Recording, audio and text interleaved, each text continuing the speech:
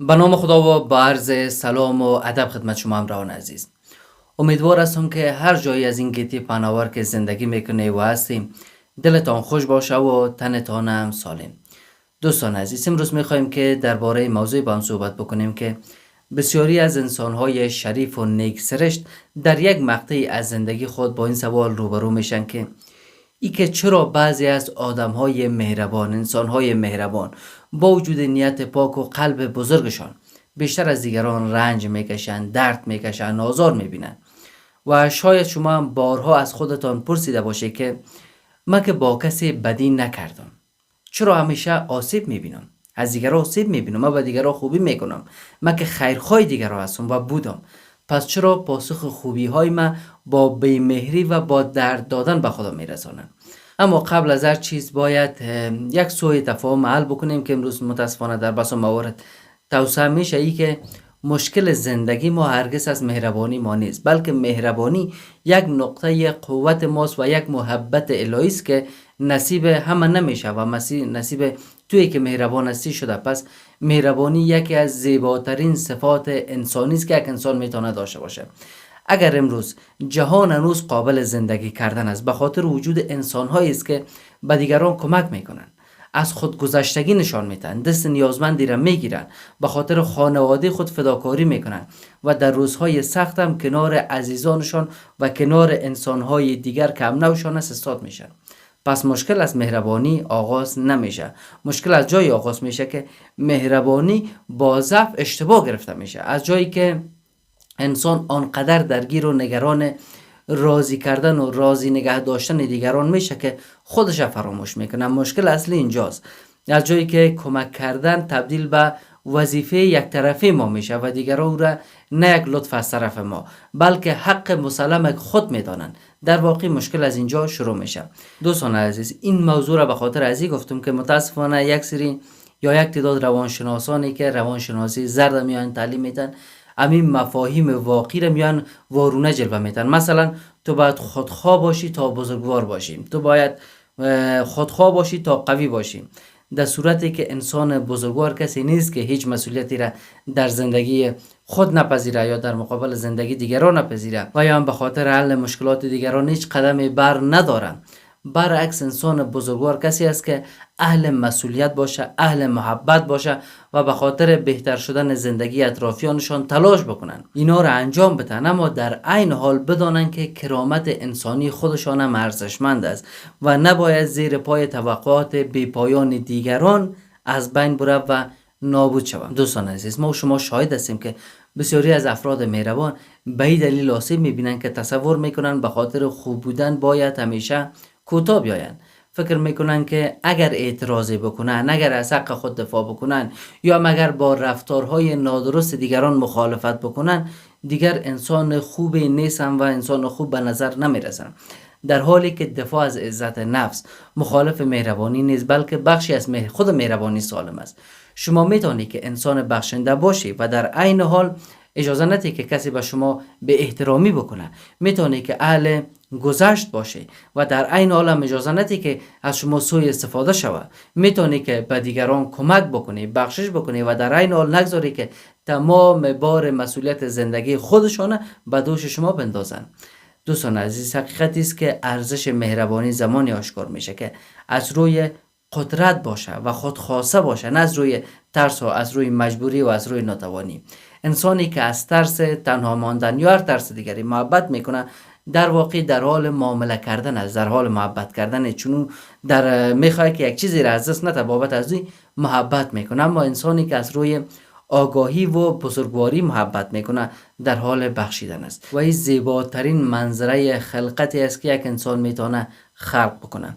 پس هدف ما در این گفتگو و در این ویدیویی نیست که کمتر مهربان باشیم یا هم ای که در پیرامون ما یا در دور ما دیوار بکشیم و از مردم فاصله بگیریم یا فقط هم به فکر خود ما باشیم که متاسفانه روانشناسی زرد به شما نمیاره تعلیم میده و دیکته میکنه. هدفی است که یاد بگیریم چگونه قلب مهربان داشته باشیم، اما در کنار از او شخصیت و سوار هم داشته باشیم، شخصیتی که هم بتونه عشق بورزه و هم بتونه از حرمت و کرامت خود محافظت بکنه.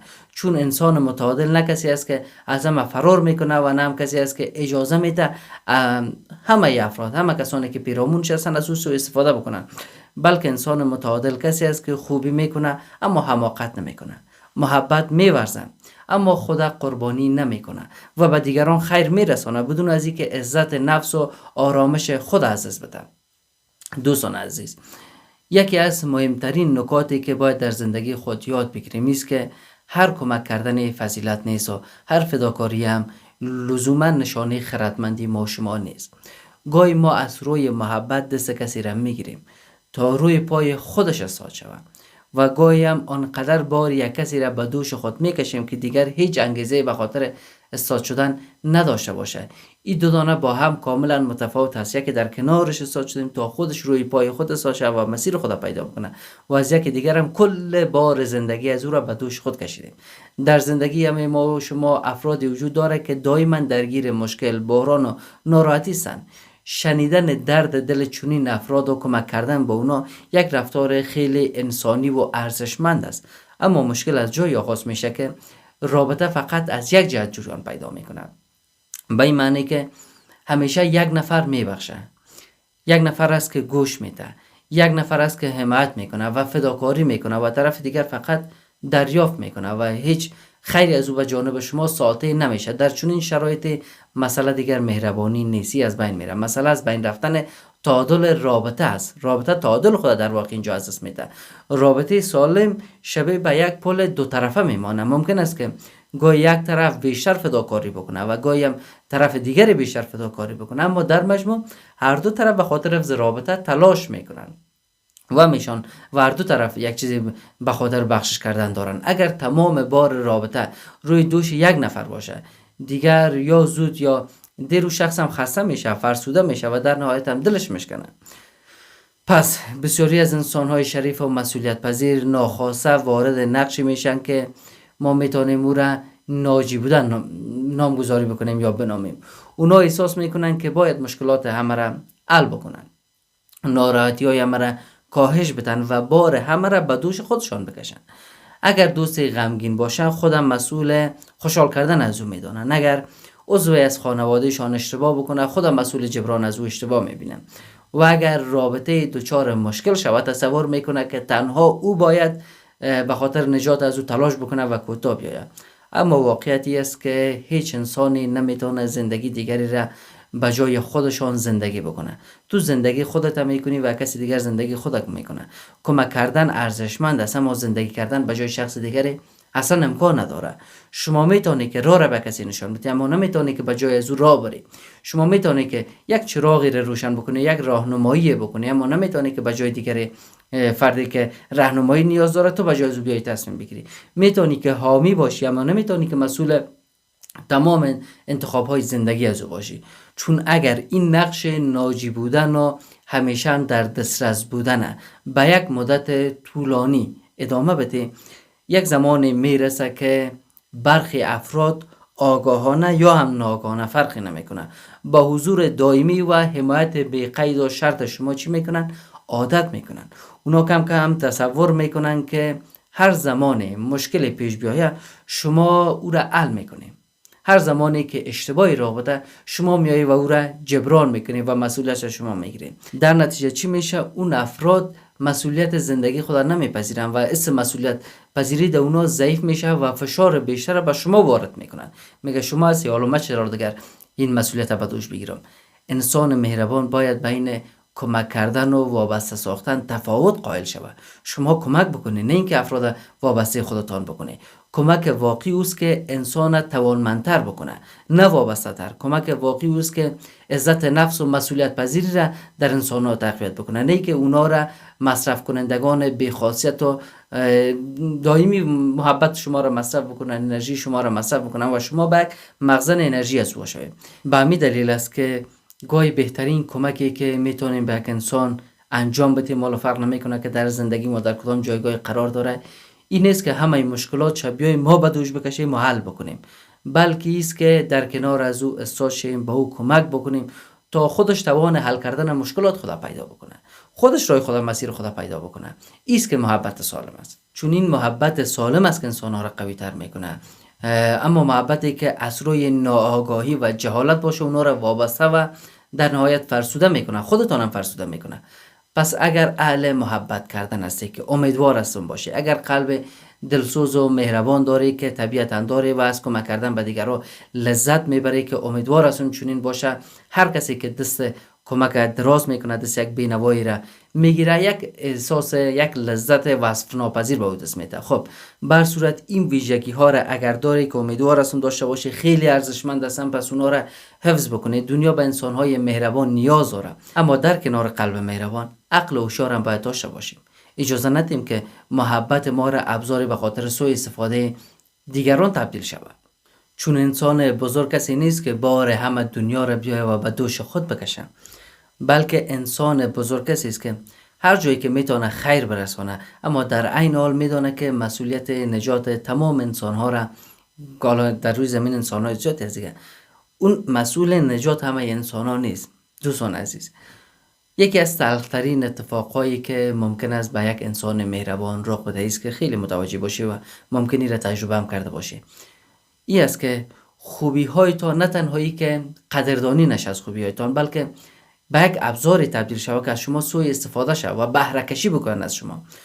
چون برخی افراد وقتی که با یک انسان شریف، صبور، مهربان و دلسوز روبرو میشن، به جای از اینکه قدر انمی نعمت بدانند که حضور انمی انسان پیرامونشان یا در زندگیشان یا بالاخره در حلقه رفاقت و دوستیشان یک نعمت بزرگ الهی به اونا، بلکه کم کم عادت میکنن که از اون مهربانی را نشانه ضعف و انسان تلقی بکنن و میدانن نه تنها که سپاسگزاری از این نعمتی که خدا با اونا در اختیارشان قرار داده نمیکنن، بلکه اونا انمی انسان مهربانه و مهربانی از این نشانه ضعفش میبینن، گذشتش ناتوانیش تلقی میکنن و گاهی که او سکوت میکنه ایره به معنی رضایتش میدانن و در چنین شرایط میان از او سوء استفاده میکنن و سوء استفاده معمولا به شکل ناگهانی و خیلی آشکارا اتفاق نمیفته و آغاز نمیشه، بلکه این روند آرام و تدریجی اتفاق میفته. ابتدا یک به احترامی کوچک در مقابل انجام میدن و اتفاق میفته، شما از کنار از اون میگذری، بعد یک رفتار نادرست دیگر رخ میده و بازم شما سکوت میکنه، بعد از اون توقعات بیشتر میشه و شما به خاطر آرامش یا هم جلوگیری از یک تنش بازم میای کوتاه میای و میگه خیره، بازم گذشت میکنه. به مرور زمان طرف مقابل به این نتیجه میرسه که مرزی وجود نداره و هر رفتاری که دلش بخواد در مقابل شما میتونه که انجام بده و را بارها و بارها تکرار بکنه. دوستان عزیز، باید بدونید که سکوت در برابر به احترامی همیشه نشانه بزرگواری شما نیست. یک زمانی سکوت شما طرف مقابل به خاطر به ادامه دادن اونمون رفتارهای نازیبا و نابخردانش تشویق میکند، دقیقاً به گونه‌ای که مهربانی میتونه یک پیام زیبا و الهی ولی از جانب شما باشه. دفاع محترمانه هم از حقوق خودتان میتونه که یک پیام واضح باشه، پیامی که میگه من به شما احترام میگذارم اما به خودم هم احترام میگذارم و تو هم نباید به من به احترامی بکنی. دوستان عزیز، یکی از ابزارهایی که افراد سوء استفاده گر از او استفاده میکنن ایجاد احساس گناه در نزد شماست. اونا طوری رفتار میکنن که شما به خاطر دفاع از حق خود احساس شرمندگی و گناه میکنی. اگر اعتراضی داشته باشی شما را متهم به بی‌مهری میکنن، اگر حد و مرزی را بیایی و تعیین بکنی شما را به نوع شما را خودخواه مینامن. اگر ندانی که خواسته را بپذیری شما را ناسپاس یا هم بی‌معرفت تلقی میکنن و معرفی میکنن. این در حالی است که هیچ کدام از اینا حقیقت ندارن، نه شما بی‌مهر هستی، نه که به لطف هستی، نه به معرفت هستی. انسان میتونه که مهربان باشه ولی در عین حال میتونه که با هر خواسته موافقت نکنه، میتونه که خیرخواه باشه و در عین حال اجازه هم نده کسی از او بهره کشی بکنه، میتونه که اهل گذشت باشه و در عین حال کرامت خودم حفظ بکنه. و یکی از نشانه های مهم یک رابطه ناسالمی است که آرامش، عزت نفس و شادی شما را به تدریج کاهش میده و کاهش پیدا میکنه. اما از شما انتظار میره که همچنان بیشتر ببخشی، بیشتر تحمل بکنی و بیشتر هم فداکاری بکنی. رابطه و دوستی سالم هر دو طرف رشد میده، اما دوستی ناسالم یک نفر بزرگتر و یک نفرم چی میکنه؟ کوچکتر میکنه. یک نفر دائما مطالبه میکنه و طرف دیگر هم دائما امتیاز میده. یک نفر همیشه طلبکار است و طرف دیگر هم همیشه باید احساس میکنه که هنوز کافی نیست، هر چند جا میده هنوزم کافی نیست. اگر در رابطه احساس میکنه که به خاطر حفظ و نگهداری از او باید دائما از شخصیت، از خواسته ها و آرامش خود هزینه بکنه، البته آرامش سالم، شخصیت سالم و خواسته های سالم، لازم است که لحظه مکث بکنه و با صداقت به شرایط موجودتان یک بار دیگر نگاه بکنه. چون گاهی انسان ها از روی ترس در یک رابطه آسیبزا باقی میمانند. ترس از تنهایی، ترس از قضاوت دیگران یا هم ترس از دست دادن رابطه، اما اینا باعث میشه که رفتارهایی را تحمل بکنیم که هرگز نباید تحمل بکنیم. اما دوستان عزیز، حقیقتی است که هیچ رفاقت ارزش او را نداره که به خاطر از او عزت نفس انسان قربانی شود. دوستی و رفاقت واقعی انسان تحقیر نمیکنه. عشق واقعی شخصیت انسان کوچک نمیکنه. دوستی واقعی بر پای احترام متقابل شکل میگیره، نه به اساس یک بهره برداری یک طرفه. به همین دلیل یک انسان آگاه و خردمند تلاش نمیکنه که قلب خود سخت و سنگی بکنه یا هم محبت از زندگی خود حذف کنه، بلکه یاد میگیره که در بین محبت کردن آگاهانه و ساده لوحی تفاوت قائل شود. یاد میگیره که هم قلب مهربان داشته باشه و هم چشمانش باز باشه، هم محل گذشت باشه و هم محل تشخیص، این که از او واقعا محبت میکنه یا از او سوء استفاده میشه. چون مهربانی زمانی ارزشمند است که با عزت همراه باشه و عزت هم زمانی پایدار میمونه که انسان اجازه نده دیگران از خوبی های از او پلی به خاطر عبور از مرزهای شخصیتیش بسازن. دوستان عزیز، در پایانی بس باید به یک جنبندی مهم برسیم دیگر، جنبندی که شاید بتونه نگاه ما را نسبت به مهربانی، رابطه و ارزش‌های انسانی به همیشه تغییر بده. دوستان عزیز، را بدانید که مهربانی یک ضعف نیست. این را در اول هم تذکر دادیم و در واقع یک قدرت است. نه تنها که ضعف نیست بلکه قدرت هم است. اما هر قدرتی اگر بدون آگاهی استفاده شود میتونه که به نقطه آسیب پذیری هم و یا هم ضعف هم تبدیل شود. دقیقاً مثل از این میمانه که شمشیر در دست یک فرد آگاه و ماهر که بته و او ابزار دفاع از او تبدیل میشه. ولی اگر اونمو شمشیر در دست یک فرد ناآگاه و ای که توانایی و مهارت استفاده از شمشیر نداشته باشه، بته به خود آسیب میرسانه. هدفی نیست که مهربانی را به طور کامل کنار بگذاریم. هدفی است که مهربانی را هوشمند بکنیم، یعنی یاد بگیریم که کجا، چگونه و تا چه اندازه باید محبت بکنیم بدونی که خود ما را فراموش بکنیم و یا به خود ما آسیب برسانیم. انسانی که مهربانی را با عزت نفس ترکیب میکنه، او انسان به بالاترین سطح بلوغ شخصیتی میرسه. چون این انسان نه سرد و به احساس است و نه قربانی ساده لوحی. او میدانه که کمک کردن بسیار ارزشمند است، اما به معنی خودکشی عاطفی نیست. میدانه که گذشت خیلی زیباست، اما ای که هیچ مرزی نداشته باشه هی خطرناک است. از امروز اگر بخوایم که مسیر متفاوتی را شروع بکنیم، لازم نیست که قلب ما را تغییر بدیم، باورهای خود را تغییر بدیم، فقط باید شیوه استفاده از محبت و مهربانی و قلب خود را تغییر بدیم. یاد بگیریم که نیگفتن به یک رفتار نادرست به معنی نیگفتن به خود از او انسان یا هم انسانهای دیگر نیست، بلکه به معنی احترام گذاشتن به خود ماست و این که طرف مقابل بفهمانیم که این حد و مرز ماست و تو حق عبور و عدول از این حق نداری. یاد بگیریم که هر کسی لایق دسترسی بی قید و شرط به محبت ما نیست. محبت ما بلکه سرمایه ماست و این وظیفه ما نیست که به انتها و به پایان به هر کسی محبت بورزیم. باید او را در جای خرج بکنیم که رشد، احترام و تعادل متقابل وجود داشته باشه. ما هم باید محبت دریافت بکنیم از اون آدرسی که محبت خدا خرج میکنیم، مگر جایی که احساس کردیم که در رابطه مدام کوچکتر میشیم، مدام بیشتر میتیم و کمتر دریافت میکنیم. باید شجاعت نگاه کردن به واقعیت هم داشته باشیم، نه به خاطر فرار از انسان ها بلکه به خاطر انتخاب درست انسان ها. چون گاهی بزرگترین نشانه عشق به خود است که اجازه ندیم ادامه یک رابطه ناسالم و سمی شخصیت ما را از بین ببره.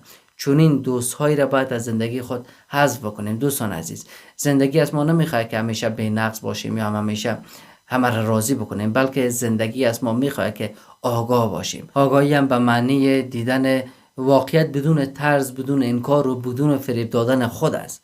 پس مهربان باشیم اما آگاه هم باشیم، بخشنده باشیم اما مرزهای خودم حفظ بکنیم، فداکار باشیم اما با عزت هم باشیم و از هم مهمتر انسان بمانیم، انسانی که به دیگران خیر میرسانه و هم از کرامت خودش محافظت میکنه و شخصیت خودش محافظت میکنه. اگر این تعادل ما شما بتونیم که پیدا بکنیم و حفظ بکنیم، نه تنها که کمتر آسیب میبینیم، بلکه محبت ما هم عمیق‌تر، سالمتر و اثرگذارتر خواهد شد.